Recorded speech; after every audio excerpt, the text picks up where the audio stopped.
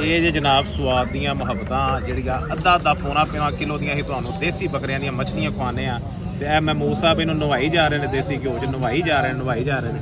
ਔਰ ਇਹ ਦੇਸੀ ਘਿਓ ਐਸਾ ਹੈ ਕਿ ਜਿੰਨਾ ਮਰਜ਼ੀ ਖਾ ਲਓ ਤੁਹਾਡਾ ਭਾਰੀਪਨ ਨਹੀਂ ਕਰੇਗਾ ਔਰ ਤੁਹਾਨੂੰ ਨੁਕਸਾਨ ਨਹੀਂ ਪਹੁੰਚਾਏਗਾ, ਬਲਕਿ ਇਹ ਤੁਹਾਡੇ ਜਿਸਮ ਨੂੰ ਰਿਪੇਅਰ ਕਰੇਗਾ। ਅਗਰ ਤੁਹਾਡੇ ਜਿਸਮ 'ਚ ਕੋਈ ਮਸਲਾ ਹੈ ਵੀ ਉਹਨੂੰ ਰਿਪੇਅਰ ਕਰੇਗਾ, ਡਾਈਜੈਸਟਿੰਗ ਸਿਸਟਮ ਬੂਸਟ ਕਰੇਗਾ।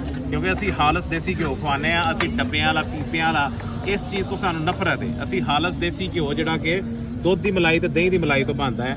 ਇਹ ਜਨਾਬ ਦੇਸੀ ਘਿਓ 'ਚ ਬਣੀਆਂ ਹੋਈਆਂ ਮੱਛਲੀਆਂ ਅਗਰ ਖਾਣੀਆਂ ਜੇ ਤੇ ਸਹਿਰੀ ਦੇ ਟਾਈਮ ਦੇ ਉੱਤੇ ਆ ਜਾਓ ਸਵਾਦ ਬਾਈ ਸਦੀਕ ਸੰਸ ਦੇ।